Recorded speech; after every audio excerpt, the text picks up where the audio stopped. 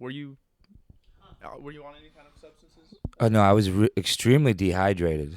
Started to feel like, whoa, like I need to go. I didn't even put it together. I was dehydrated. I just looked at some shade that was over there. I was like, I need that.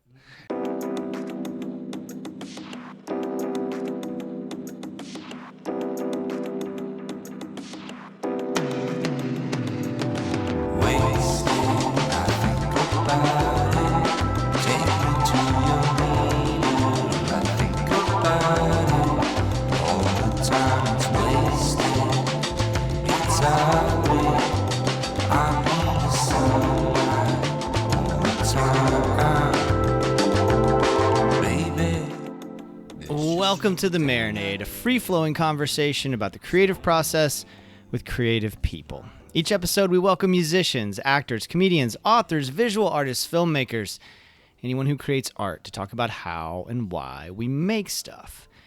This is episode 194, and our guests are Sma and Guetts from the band Crumbsnatchers.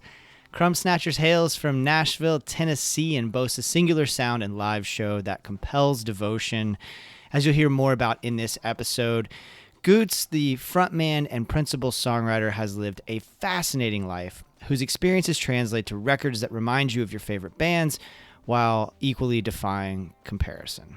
We were supposed to catch up with Crumbsnatchers during Bonnaroo 2025, but the weather and the powers that be had other designs. Bonnaroo was canceled after a magical day and a half, during which I had the pleasure of seeing the band twice in a 24-hour period, less than that. And thankfully, our paths were destined to connect just a couple days later in Nashville. Guetts graciously invited me over to his house outside of Music City, and we had an absolute blast talking about the origins of the band, the importance of Bonnaroo to their development, impromptu parties at a certain campground's pool, and so much more. Y'all, it is my honor to bring you my conversation with Sma and Guetts from Crumbsnatchers.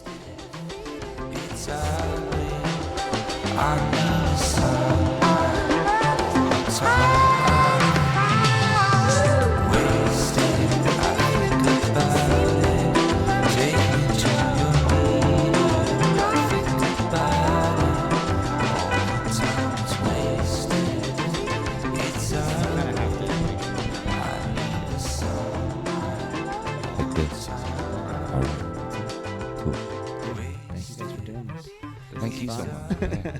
Thanks for coming over. Yeah, no, I'm glad it worked out. You know, we're sitting here at your place after Bonnaroo, and Bonnaroo was canceled. Folks listening to this in the future will have known that already. But I am grateful that y'all were playing earlier in the weekend, because I did get to see the set at the Who stage, which was one of the most enjoyable sets I've experienced in years. And I want to talk about it and dive into it. And then I got to see part of your set, at least, at the Bonnaroo Craft Beer Exchange in the group camp, and that was a fucking blast too. So I just want to start out by saying thank you for a great fucking time. And I'm just like, I'm processing a lot as like at a crossroads in my life right now, and the joy with which y'all bring your art to everyone is something I really needed. The joyous spirit about it. And so thank you guys, first of all. Yeah, absolutely. That was a blast. We had so much fun. Well, I'm curious about so much about this, right? And I want to dive into sort of the history of the band and the name and all that wild stuff from your youth, but like, let's start with the jumping off point of that set at the Who stage. I got there kind of late, because Rue can be a thing to get. It takes a minute, right, to get into it. Folks listening, like, budget. How long did it take you to get in there? Well, okay, so we were talking about this off mic, because I kind of know what I'm doing now. Yeah. Mm-hmm. It only took me like an hour and a half, to go get my media credentials. I knew where to go this time. Like in the past, I end up at 14 different gates and get turned around, and everybody's a dick about it. Like once you get in the grounds, everybody's all full of joy and love, but the people that are running the gates, not so much, And so it took me like an hour and a half to get in, and then I got in, and I was like, "Oh fuck, we're good. All right, cool."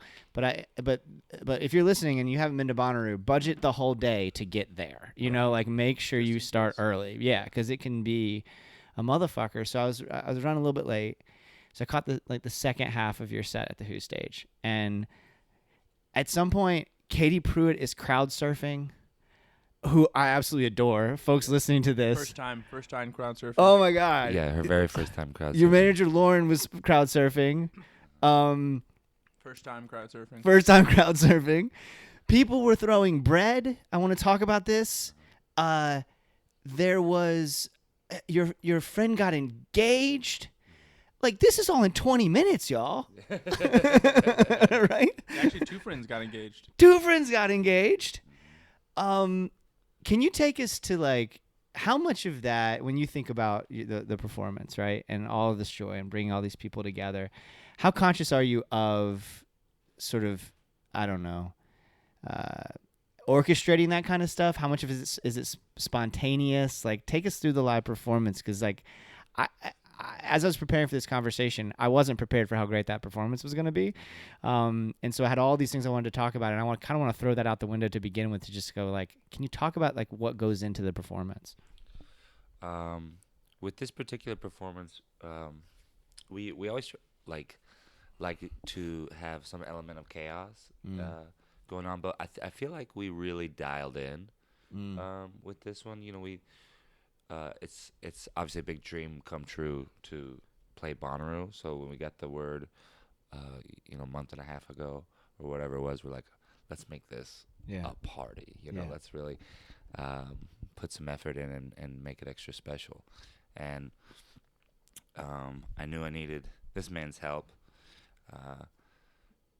So we got together and started just like talking about what we would want it to mean, and talking really broadly about what kind of experience we want people to have. And do you want to talk more about where you started your process from of doing this? Yeah, this is first show I've kind of played with Crumbsnatchers in a while. Kind of new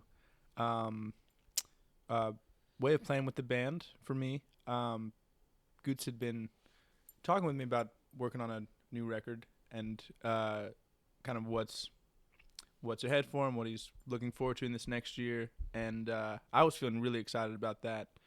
And then, like I said, a couple months ago, we got that call, and it just kind of the way the conversations we've been having, the work we were doing together, just kind of shifted into talking about this show and talking about the experience of Bonnaroo for people, because it just seemed like such an opportunity, really, with Guetts' experience at Bonnaroo, and just kind of his, like, coming of age on the farm. In my own life has been so much fun getting to experience Bonnaroo through Guetts and the things that he's kind of just brought me into. And the time slot that we ended up getting, it felt like everything just kept pointing towards us having a really cool opportunity at a place that we really love. And then in retrospect, now the fact that we got to play not only once but both of our shows this year feels really special. But yeah, was that pretty? Yeah. So let's talk about your experience at Bonnaroo. You've been going for a long time, right? This had to be an incredible opportunity for you. And like, what was your sort of introduction to Roo? And we're all sitting here kind of licking our wounds since it was canceled and trying to make the most out of it. So let's kind of go back in the memory banks of like some of your experiences, of how you, because you've had quite the journey with Bonnaroo. For sure. I think I tried to go in.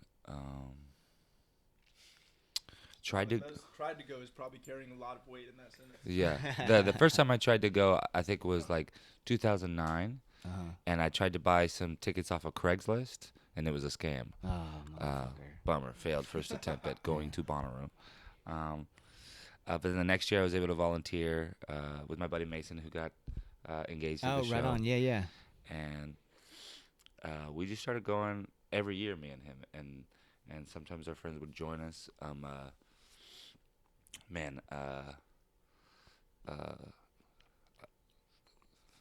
Like worked, volunteered, fallen in love, almost gotten arrested, kicked out, snuck back in. Every kind of way of going to Bonnaroo, you know. Yeah, yeah. It's Bonnaroo's been like a an annual staple in my life for a while. This was my 13th. Oh, wow. Bonnaroo, Yeah. Okay, so standing up there on stage, Mm-hmm. right? Like, were you able to sort of process, like, this festival that's meant so much to me? Mm-hmm. Now I'm here on the stage with my band, Mm-hmm. and my friends getting engaged, and my friends crowd surfing, and like, were you able, or were you able to sort of process that, or is that kind of hitting you now? Yeah, there was like I felt like I was going in and out of moments of like pinching myself, and then sometimes I felt like I was floating above the crowd watching the whole thing happen, and then like a few moments I got to be like really present in during the performance, and then sometimes it like didn't quite feel all the way real. It was really interesting, really cool. Is the bread thing at all your shows? People throwing bread? Was that a spontaneous thing, or is that a? This was a Crumbsnatchers first. We not. It was very planned and very and a lot of thought went into the bread. That was one of Sma's contributions. We wanted like to. It started with the kazoos. Oh, yeah. I forgot about the kazoos. How did I forget about the kazoos? Yeah. And we wanted to have some like meaningful ways to deliver the kazoos. So like, and I appreciate that. You can't just go handing out kazoos, right? There needs to be some one intention. thing, but yeah, yeah. But we wanted there to be like to have some like breaking of bread or some sort of ritual with the audience. Yeah, without it feeling communion-y, with it being kind of like jubilance, and it like just there's something I think we're trying to kind of get into new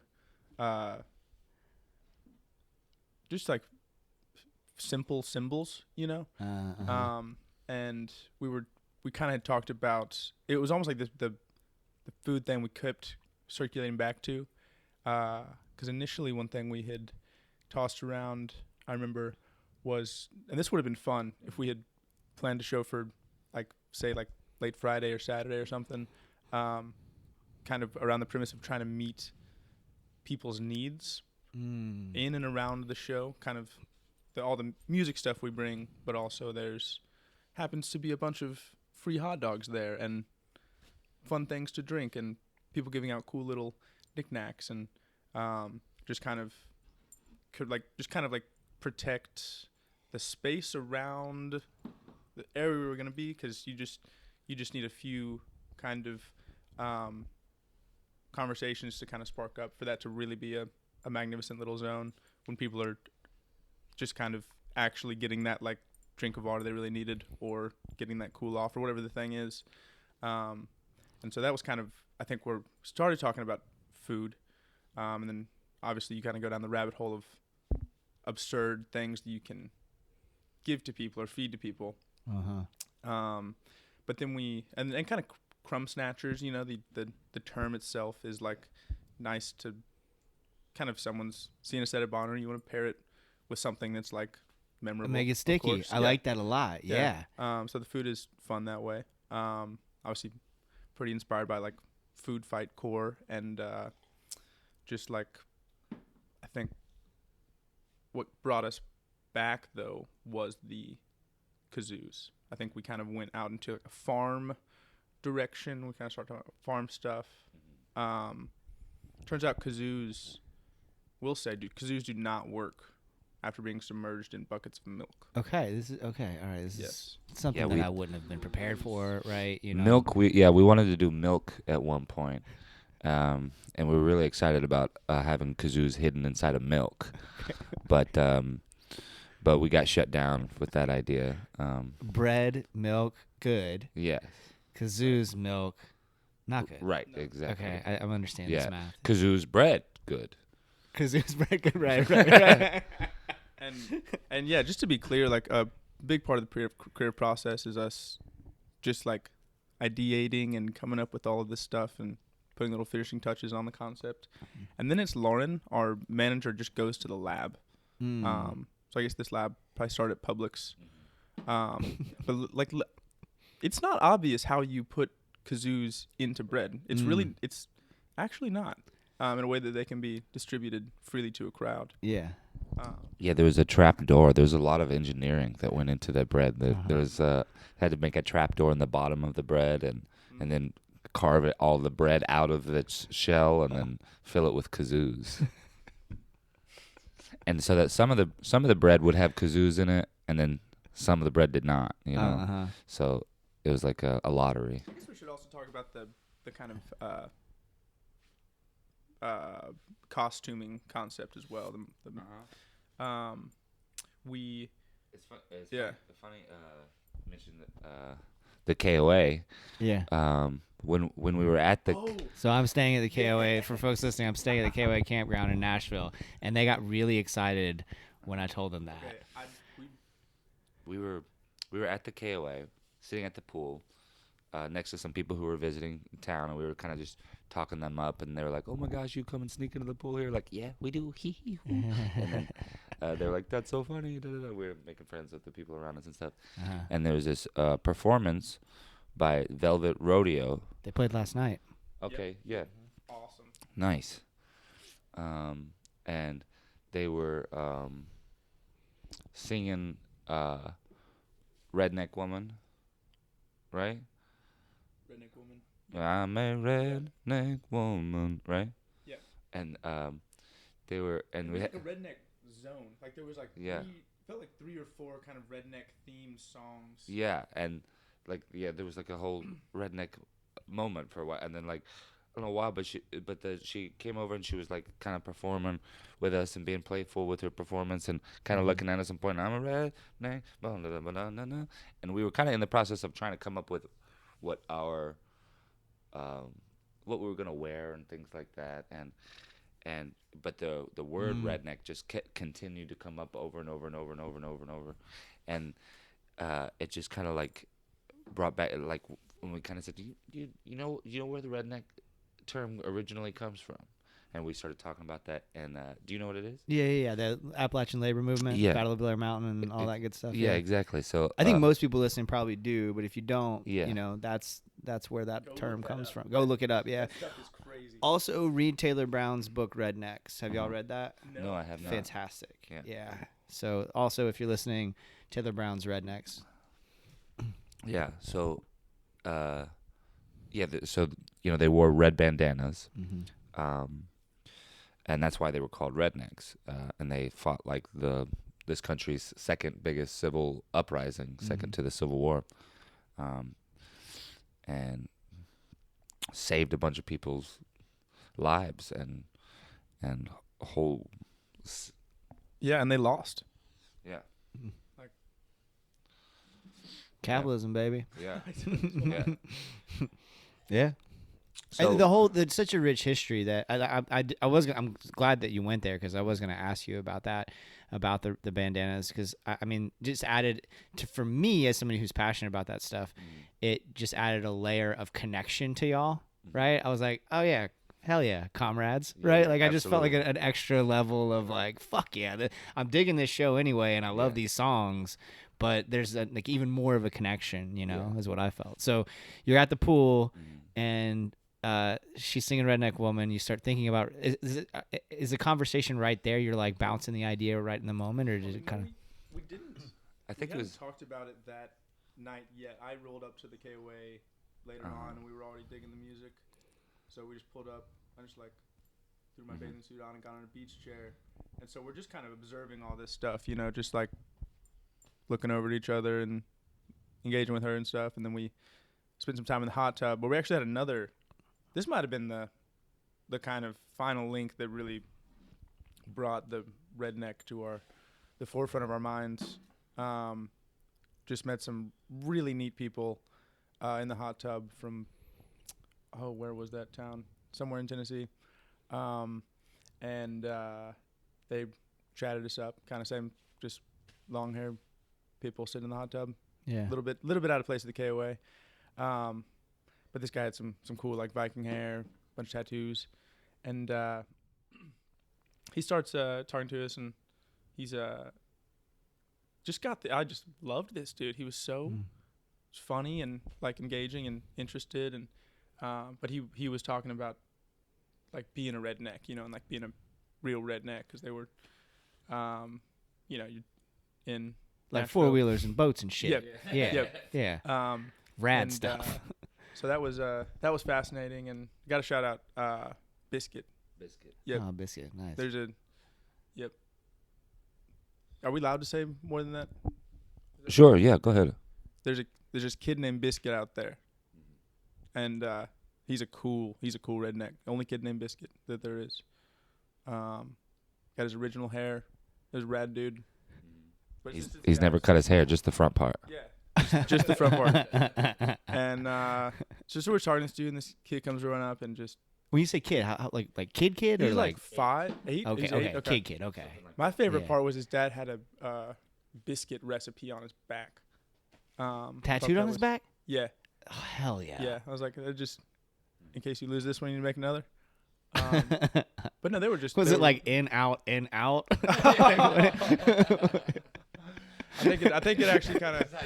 It started like a good date recipe, but the that I don't know, that was and that dude we were talking about festivals, and he just had such a fun like he loves going to festivals, and was telling us about some he just went to in Kentucky last year, and just like raging these festivals, and the way he was talking about he literally, what was it he said, waiting for some band the crowd wanted Corn.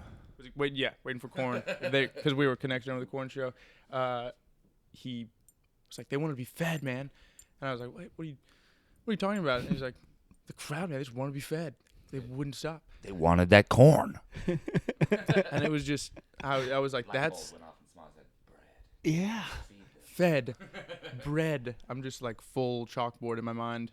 But yeah, and just that is the thing that I feel at Bonnaroo, is just hunger, is just pure hunger in all of my bones and everything. And that's funny that you bring that up. I don't want to derail where we're going too much, but at the show, someone, I think you would appreciate this. Someone said that they walked by, came to the set, and said they had like a couple minutes to kill. They're on their way to do something. They're like, oh, I'm gonna sit here and watch this show, and they meant to only stay for like 10 minutes. They said, but I couldn't leave. You were feeding me. Oh, wow. Like they said those words. That's I meant to beautiful. relay that to you earlier, but yeah, my buddy Matt, who I might from Orlando, who I might go catch up with, he's like, oh man, make sure you tell those guys, like, I absolutely love that set. Like, and that's from the perspective of someone in the crowd. Like, that was the vibe in that. Everybody was smiling, everybody was having a great time, and not just at that set, at the other set too. So I get to the other set, and like there was all of that sort of gonzo joy thing that you guys have that I love so much. It was all present at the morning set the next day too. First of all, morning set, bringing the energy still. Hell yeah. What time was that? You went on about 11-ish, Yeah. something like that. Yeah.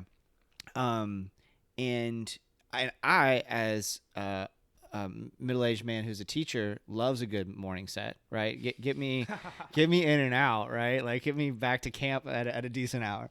I'd already been up for 5 hours, like I was ready.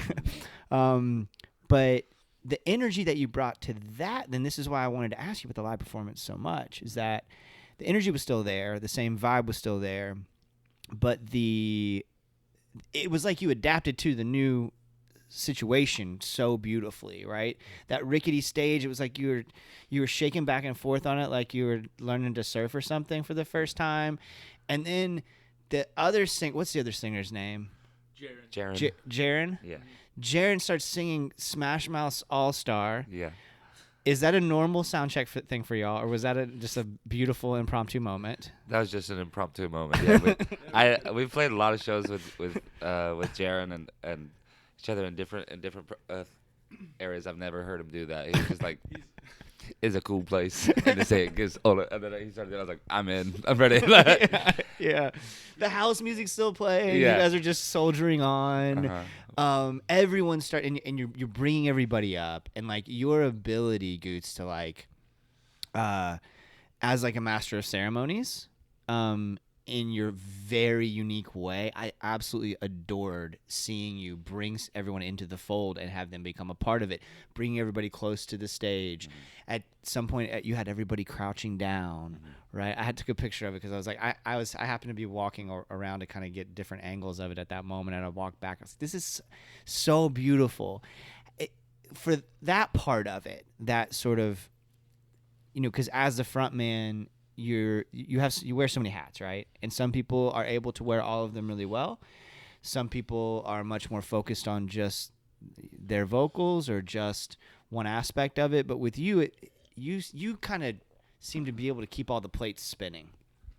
Where does that come from? Is that something you've always felt? Did you have experience growing up, like in front of crowds, and where does that ability to bring everybody in and while you're also leading your band come from? I don't know. I think with these shows in particular, I felt much lighter than I normally do. Like I think, and part of that was having Sma and like this configuration, like with Sma and Jaren, like. What, 3 guitars? Yeah. Like I felt like I had a lot less weight to carry instrumentally. I felt like I could really focus on the vocals and like and thinking about, okay, how are we gonna turn this up now? Like and stuff, because everybody was so dialed in, and it had Sma and Jaren like hyping, doing claps, doing and just giving hoots and hollers at different places. Like it felt so light, like I could just like run away with the show, because I like was not trying to hold everything down. Because I don't know, we were just so well rehearsed and had so much like support. It felt like That'll do it. I mean, to come in so prepared, to hear you say that you were so well rehearsed, that makes a lot of sense to me, having witnessed those 2 sets. Because it does free you up, right? If you come in prepared, then it really does. I think about that with this show, right? I do a ton of research, and then I'm able, because I have things to fall back on, I'm able to go whatever direction the guest wants to go, right? Because like if there's a lull, or if we hit an impasse in some way, I already in my head have a million other things, and most of the time I throw out the notes. Most of the time we just end up. I mean, half of this conversation I had not planned on, right? Yeah. But we're just having this flowing conversation, and you know what I mean. Like if you come in planned, then you can play loose, and I love that. That's awesome to hear. Absolutely. Let's go back a little bit. The origin story of the whole Crumbsnatchers idea is fascinating, and also sort of heartbreaking to me. Like as I was thinking about it, I was like, God, that fucking sucks that you went through this. Can you talk about like what happened and sort of how all this came about, the name at least? So when I was a teenager, I was sent to like a juvenile correctional, like faith-based military style program. Kind of like the ones that you're starting to see now, like that have documentaries on. Like I know there's a few on Netflix now that are kind of new, and I think there's an HBO one, which is really cool that those are starting to come out, because it used to be really hard you'd get like these programs would sue the shit out of you. They'd really come after you. But yeah, the word Crumbsnatchers just came. It was just like one of the things that one of the insults that would be just kind of flippantly tossed out at you. They're waking you up. Get up, girls. Come on, ladies. Get up, Crumbsnatchers. go outside and do a bunch of exercise or whatever, and that's where it came from. And then I guess a couple years after I left, that word just like stuck in my head pretty tightly. It just was there, and I thought it was a funny word, and just like described what I wanted to do in a band, like be rambunctious, needy, like children that don't behave well, and mischievous, and like and like punks, Yeah, and, yeah. it just seemed like a word like that I could take and use for myself in a joke, and make it fun. How old were you? How that period of time from what to what? I was 16, almost 17, and then I was able to sign myself out when I was 18. Okay, all right. So I say not too long. At that point in your life, that's a long period of time, right? Like it's a percentage of your life, and you're going through so much growth at that time, right? And it's just such a pivotal moment in your life. When you got out, well, I guess I have kind of two questions that might be related, but like, how are you as a creative person with all those restrictions and your freedom essentially being taken away, right? This is something I think about so much, like how terrifying it is to me, the idea of your autonomy, your bodily and intellectual to some extent autonomy taken away. How did you endure that as a creative person? What did you do to process it? It was interesting. There was like a lot was like first thing that happened was my guitar is taken away. You're not allowed to have that, and you're not allowed to sing any secular music. Fucking you get madness. in trouble. Sometimes I just would, but there's like the upper level of like leadership students that could have privileges like guitars and stuff. I never got there, but I would make deals with them. I'd like give people things to like hide in the bushes and let me play their guitar for a little while, or I'll teach you to play if I can play a guitar for a little while. Like the guards or something, or like the students that had basically come to guards. You know what I mean? That they're allowed to have certain privileges like that.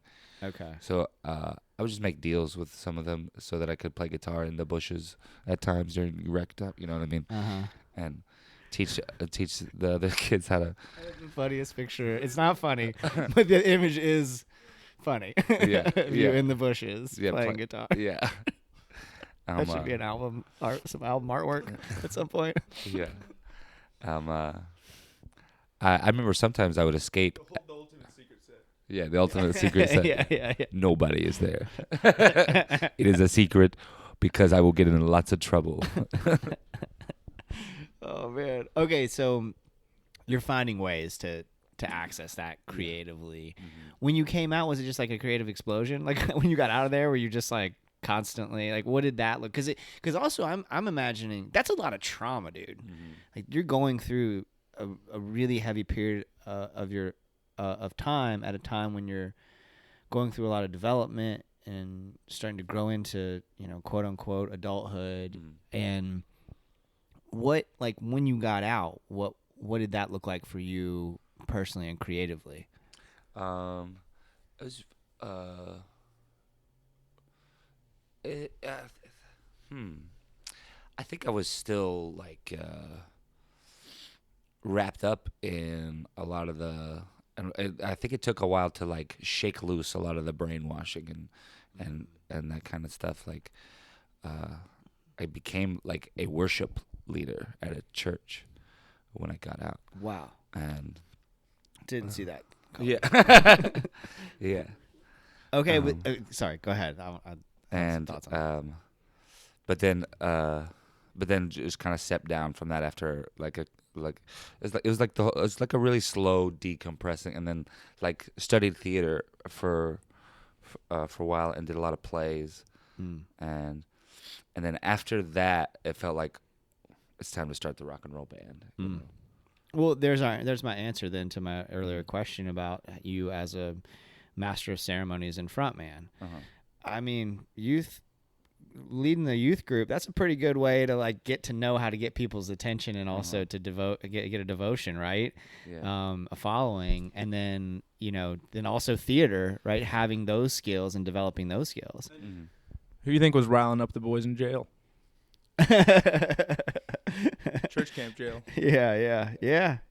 I mean, all of that is now adding up like really well. I mean, maybe not the ideal education to become the front man of a rock and roll band, but I disagree. Okay. Yeah, maybe you needed all of that, right, to get to the place that you're at now. Okay, so what I'm interested in the process with the band. You talked a little bit about the live performance process, and it sounds like it's fairly collaborative, like really collaborative, actually, right? Each of you kind of brings ideas to the table. And then it sounds like you really flesh them out together and involve the whole operation, right? Which I think is a really cool process. What about the writing of the music? What does that look like? It's happened a few different ways. Like our first album, Big House, was like very much so a band album. That like we all lived in a house together in Knoxville, and like we did it all together by playing it with each other. You know what I mean? And then Petway, the second one, was like me moving here and a lot of people staying back in Knoxville for a while, and me just kind of like learning to use Ableton in my bedroom and things like that. It was much more of like just me making demos in my bedroom and then going to a studio to record them. And then but I want to get back to the band thing, and I feel like Crumbsnatchers is here now, and we have a really dope team of people that are stoked on the project and making music together, and yeah. Okay, so that's so great. Are you guys all now here or close by, or? Yeah. Okay. Yeah, close enough. Okay. Yeah. Okay, what about one of the things that I gravitated toward with the songs is that as I hear them and interpret them, there is a lot of room for me as a listener to kind of project what I need onto them. And it's not like, I don't feel like you sort of push me in one direction or the other or require me to go this way or that way. Is that intentional? Do you feel the same way about the songs, especially lyrically? Yeah, I think not so much intentional, just I guess just the way that I like it, the way that I like to experience music and lyrics and stuff as by like being as genuine as I possibly can be, and but also leaving things like a little bit vague and just kind of like splashing the lyrics with like little phrases of imagery and trying to like put together a collage of moments and feelings and imageries to try to create like an abstract picture of a feeling. Like this is about the feeling. It's not about I woke up today and I walked out the street and I went to the store and then I went to the because then that's all but if you said unfamiliar ceiling, bread in my hand, then you're just like putting plop plop plop and then you're there. Yeah. And that's how I really like it when I'm listening to music and like to be able to put yourself there instead of told where you are. Yeah, well, that's the whole like show don't tell, right? Kind of thing. And I think that's, as a writer, one of the more difficult things to do, and you do it so well, is like the inclination to just tell, right? And sometimes I'm guilty of that. Like, you know, Hemingway is probably one of my biggest influences with my writing, and a lot of times he bounces in and out of sort of telling you and then showing you. And I know that I can, as a crutch, start telling instead of showing. And so I think that's really beautiful that you think about it that way. Is that you sitting down to write each day, or like what does the process look like? Does it come out in bursts? Are you guys all sitting around talking and a song idea comes up?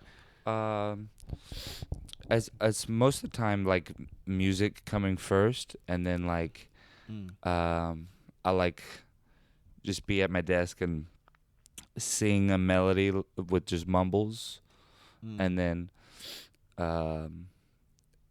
maybe I'll have the whole melody done and no words done, and then just kind of start like as I do it over and over and over again, be like, I'm like just like until the words just like come out on their own. And then once I'll have a phrase or two, then I'm like, oh, it's like this. It's about that makes me feel this way. And then you could dive deeper into what that feeling looks like, and start to put it together, you know. As I'm sitting here with you guys, and I'm thinking back to the performance, I'm thinking about the joy to the performance, and I'm kind of curious for each of you, like, just as a general state of being, hanging out, whatever, and going about your life, does that joy kind of, because I've been thinking about this with the Bonnaroo code too, right? I've been thinking so much about this because I've been in such a negative headspace off and on since it was canceled. Yeah. Because when I was on the farm, I had this realization. I was sitting at camp. It was raining. All my stuff was back in the media area. I didn't have any service. The book that I've been reading was in the media area. All my notebooks were over there. It was just me and my thoughts, baby. Yeah. Right? Like, and a lot of negativity started to come into my brain, and I was grateful for just Rue in general, and the Bonnaroo code reminding me to radiate positivity and just kind of like bringing myself back. These guys were playing this EDM music behind me. It was driving me crazy. This girls over here were playing different EDM music, and it was driving me crazy. And I just was like, okay, bring yourself back, dude. Yeah. Like, you're at Bonnaroo right now, right? You're not in a cubicle. Yeah. You know, you're healthy.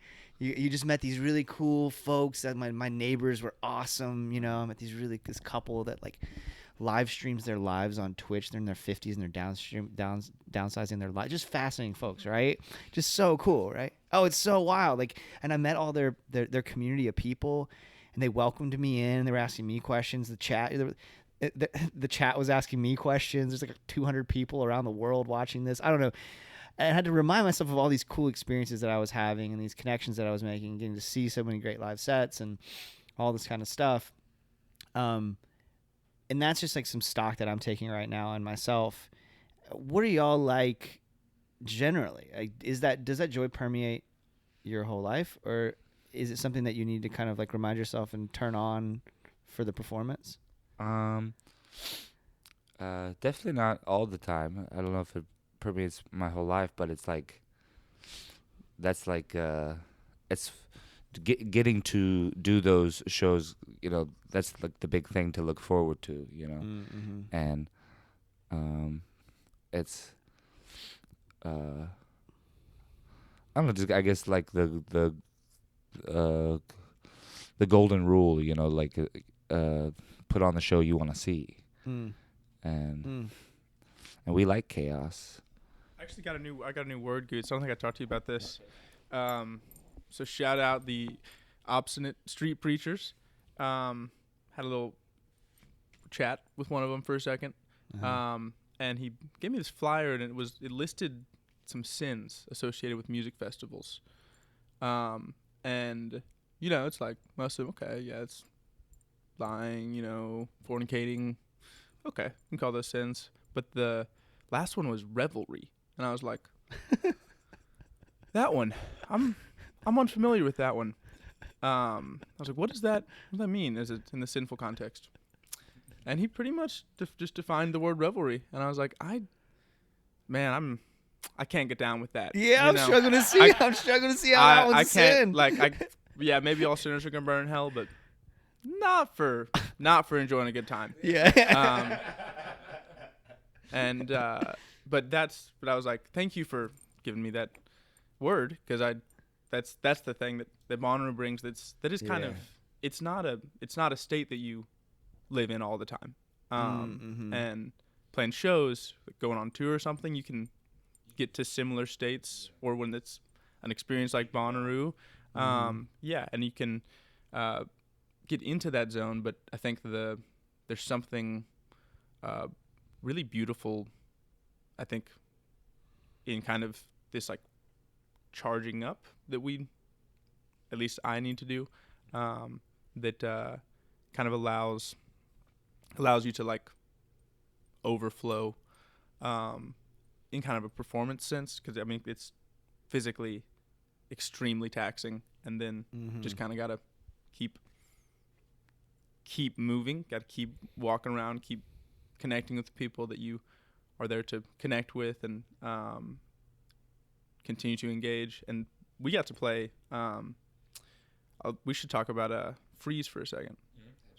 We got to play Bonnaroo a couple of years ago, me and Guetts, with our friend Nordista Freeze. Do you know Nordista Freeze? So I didn't.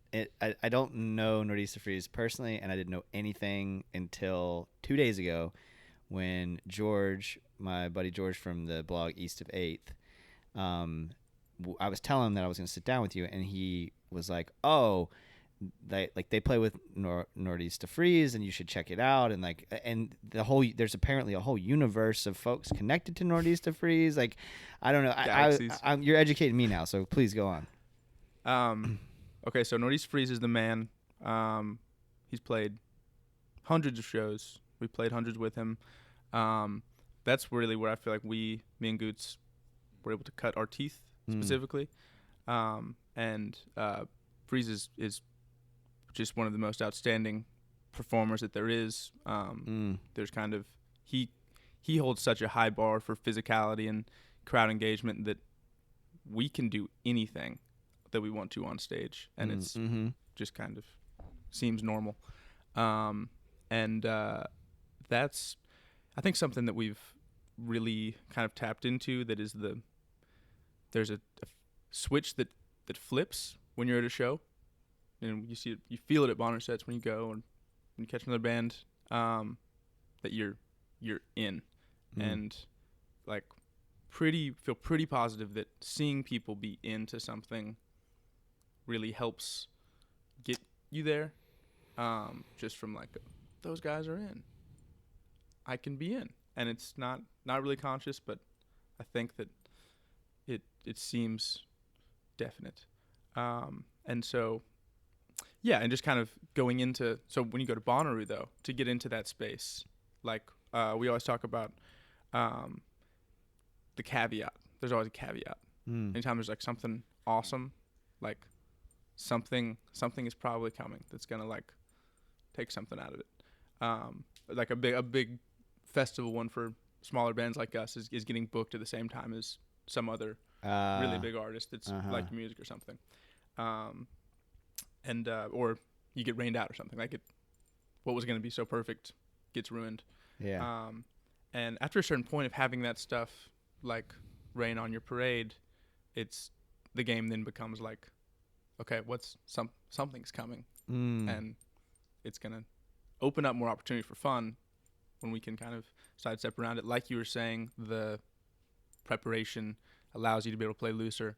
I think that the kind of preparation allows us for stuff to go wrong, and for it to not get us off path. Because if one or two guys in the band did not bring what they needed to take care of themselves, and they're kind of out of it, not in the zone, then that could wreck our whole time. So kind of for us going, never having gone as a whole band together, just preparing, getting there early. We spent like 7 hours waiting to get in. We were in hard purgatory. Oh wow. We're in some deep Bonnaroo purgatory. But God. the Ugh. yeah, just kind of getting those edges around to where we can show up, have a good campsite, good night together, Yeah. have a fun morning, be like rested and fed and like warmed up. That's not really easy stuff to do, and I think I definitely got to credit Guetts and Lauren a lot for being able to spearhead that, because that's the where I think the real leadership you're talking about, like master of ceremonies, goes on, is kind of in the caretaking that I think Guetts and Lauren are able to do, and everybody in the band collectively does for each other. But I'm really thankful that we were able to prepare for it so much, and not for it to be on a part of a tour or something they were just stopping off on. And I think that preparation to fully invest, like, okay, let's get this set done so that Bonnaroo can open and we can be at Bonnaroo, I think is maybe that joy that you're talking about, kind of where that comes from. Love it. Something that you were talking about there made me think about another transferable lesson from Bonnaroo, which I think is also true of pretty much any festival that I've attended, but everything's sort of on steroids at Bonnaroo. And that They're on something. Yeah, true. One of my number one rules of festivals is no FOMO. Like, if when I go to catch a set, I'm at that set. I'm not thinking about what's going on the main stage. I'm not thinking about here, because I think a lot of people try to see everything. You can't, right?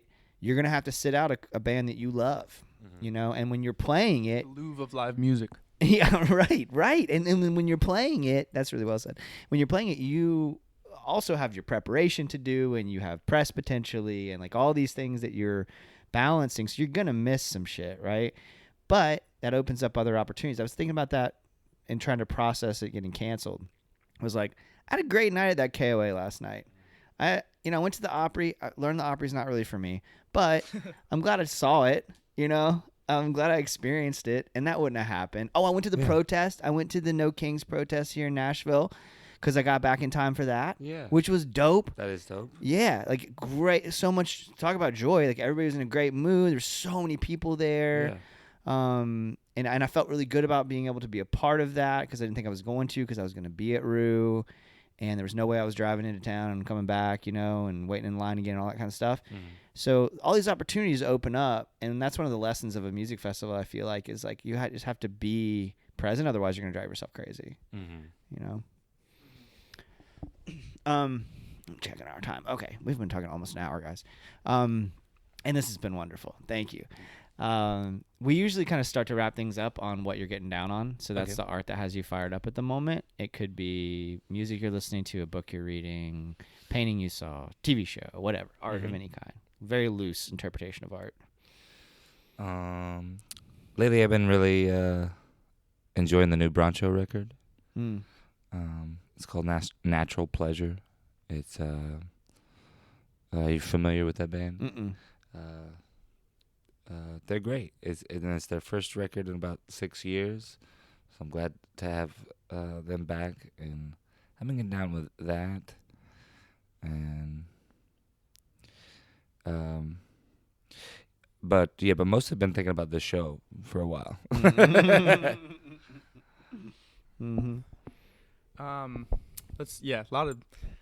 lot of weird rabbit holes in my Wikipedia recent search because of the show. But breads in kazoos. Right. No Wikipedia page yet. We gotta work on that. Who am I kidding? Lauren's probably making it right now. Anymore. What was that even joke? We should tell them about the digging that we wanted to do. Oh yes. Okay. So we didn't fully come around on the on the costumes. We wanted to bury the kazoos in the ground and have somebody dig them up in the middle of the show. Yes, kind of going with that, leaning into the minor kind of. I don't know if you can put on the costumes, kind of just the simple man, working for the coal company. Ooh, I like that idea a lot. And this was kind of the fun thing that I think we were working towards, but we just didn't quite see how how needed it would be. I wish that we'd said it out loud. So, and I think it kind of all came together for us as we were walking across the farm that last night in the apocalypse. That we wanted to basically say, like, we're Bonnaroo to dig, you know. There's like good stuff in here. We're all here to dig. And the fact is, there's a coal company. Like, we love digging. We're really good at digging, and there's somebody just like strangling us and like keeping us down somehow, even amidst this amazing thing. And it feels intense and like too much to like put that on a crowd during a show. And so I think we kind of didn't want to say that kind of stuff out loud. Yeah. And in retrospect, it's like that could have been actually really helpful for people to know that we get it and everyone's in on it, because that was such a fun part of being at the farm. Is you're like how did they do that to us? And everyone else feels the same way. Yeah. And then someone's like, yeah, it's a corporate overlord, and that's disgusting, and this is what happens. Like, and this is like not it's not hurting like our physical well-being, but I mean the amount of goodness that Bonnaroo generates in the world. I mean, it's a crime to lose out on something like that, and for us as the people to not be in control of that is actually really insane. But yeah, and we also didn't really quite know what the ground situation was going to be at Bonnaroo. And definitely in retrospect, we should have dug a big hole. Get that water somewhere to go. Right. Could have had so much fun. Big little mud pit the next day. Man. You gotta, when you have a dream, you gotta go for it. That was a big lesson from Bonnaroo, I think. God, it is such a mind fuck. Like, the idea of this incredibly positive event that does reverberate outside of the boundaries of that farm being run by this terrible, evil, giant corporation. It's such a when you it's stop like, and do think we about let Amazon cancel Christmas because it's too snowy for the drivers to get around? Like, oh, we got all the way to Christmas, but sorry, we'll wait around till next year. Yeah. You know? Yeah. It's like Santa's an illusion that Santa doesn't actually have to come, you know? Yeah. We already have the gifts here. Holy shit. I know everybody's just in the wake, and I'm enjoying hearing the different ways that people are grasping their minds around it. Man. Well, guys, thank you again for that both of those sets, incredible sets. Thank you. The joy for the records. Like, it's been so much fun preparing for this conversation and diving into the records and feeling like now I feel like I'm a part of the world. Like, that's what you guys do such a great job of, is that you build this world, and being there and seeing the live performance, I felt like I was so much a part of it, right? I felt like I was in it with everybody that was there and with you all, and you brought me in. And now to sit here and to get to share this time with you, I'm just really grateful for that as well, man. So, like, thank you guys so much. I really appreciate this. Thank you. For sure. We probably we should tell one more story. Awesome. Do it. Just an uplifting Bonnaroo memento. So there's something completely self-contained about this Bonnaroo experience for me. My first day at Bonnaroo was 2019. I've just been going for the last 3 years. And the way that me and Guetts met, he had just moved to Nashville and came into my house at a house party at about 4 a.m. in the morning. Pretty memorable guy, definitely memorable name. And a few weeks later, I'm at Bonnaroo for just a day, and headed up to see a set at the That tent. And kind of as I'm passing by the soundboard, there's this like ruckus that is going on just in front of us. And me and my friend are kind of peeking around to see. And there's just this guy laid out on the ground. And kind of get a little bit closer. They're starting to like call for medics.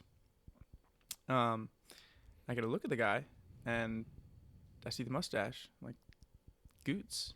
That's Guetts. I know that guy. And so me and my friend like, hey, come on, let's go, because it's, you don't quite want your friends to just be left out to whoever, whoever they're calling for. But he like kind of comes to and gets up, and we walk over and get some water. And he was completely back to normal. Were you on any kind of substances? No, I was extremely dehydrated on the farm, and I was sitting up in like the like the little platform area next to the ADA, the accessibility area with my friend, enjoying the show, and I just like started to feel like, whoa, like I need to go. I didn't even put it together. I was dehydrated.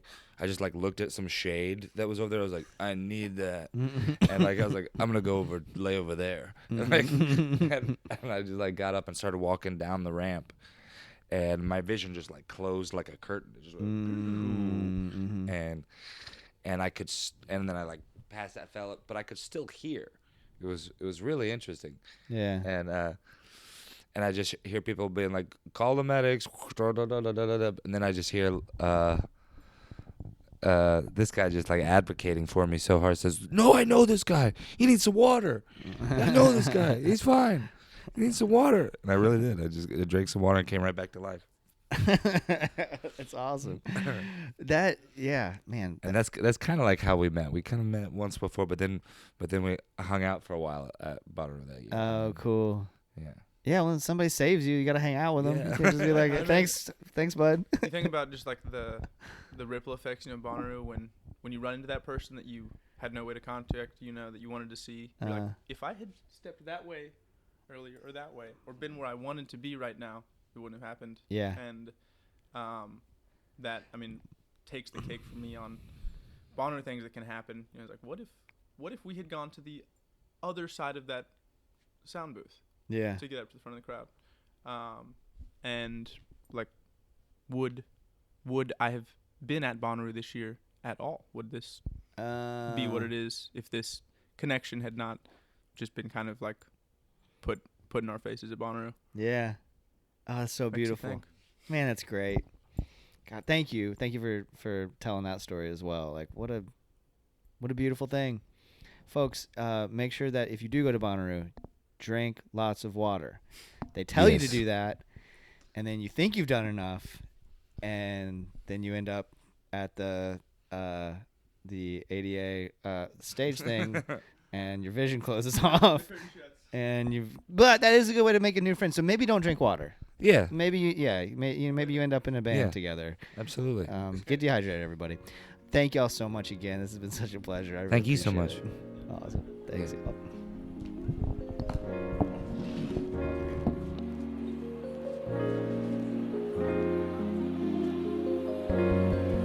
Crumbsnatchers, y'all. Thank you so much, Sma and Guetts.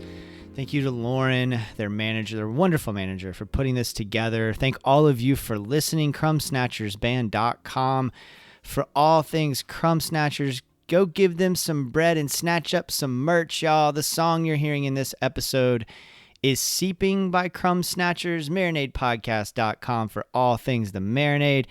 I got a lot of cool stuff going on right now. I have a couple of recent written pieces up there at the moment. One's a review of Kelsey Walden's Every Ghost, which came out last month and is one of my 4 or 5 favorite records of the year.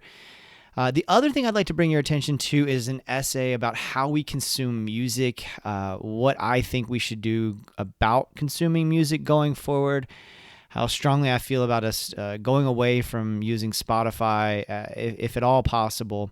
So check that out. Leave a comment. Let me know what you think. Follow us on all the socials and leave comments on there. We're even back on Facebook, y'all. These days, fascists run all the platforms. So I'd boycott one, right? So I'm on all of them now. If you name it, we're probably available over there.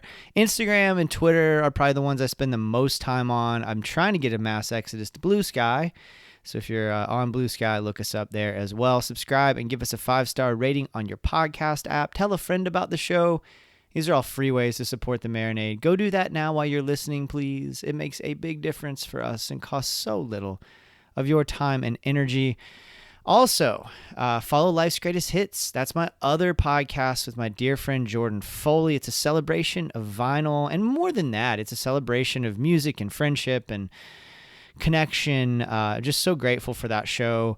And thank you so much to everybody who has been giving us feedback. We're 10 episodes deep, and then we have an 11th one on the way. That's Paolo Nutini's Sunny Side Up, which comes out on the 18th of July. Very excited for that. Thank you to everybody for listening to that.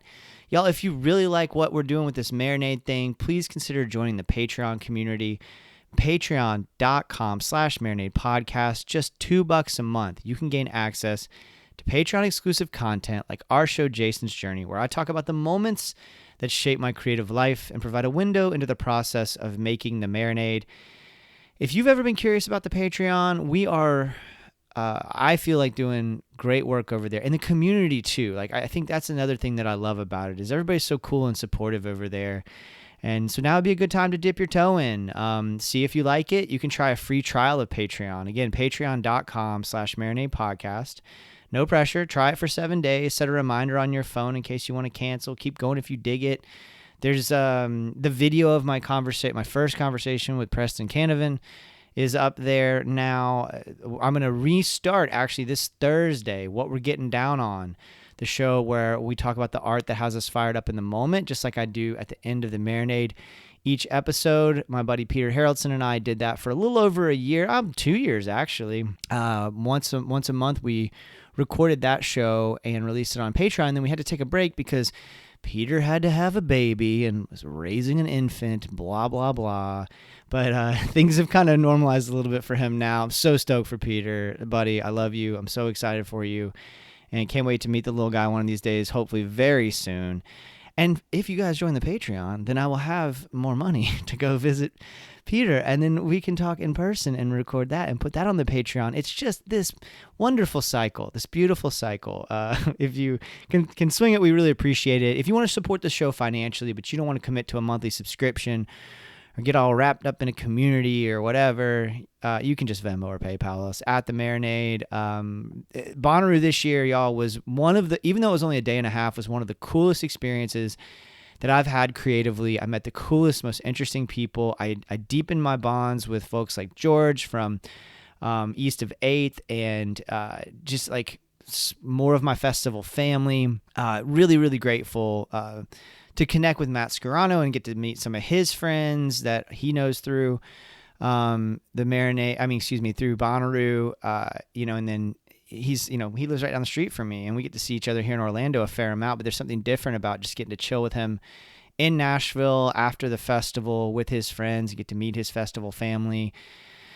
Just, y'all, thank you. It all happens because of the generosity of our listeners, but above all, forget the financial stuff. Ultimately, we're just thankful that you listen and spread the word about the Marinade, and until next time, go out and create something. Cheers, y'all.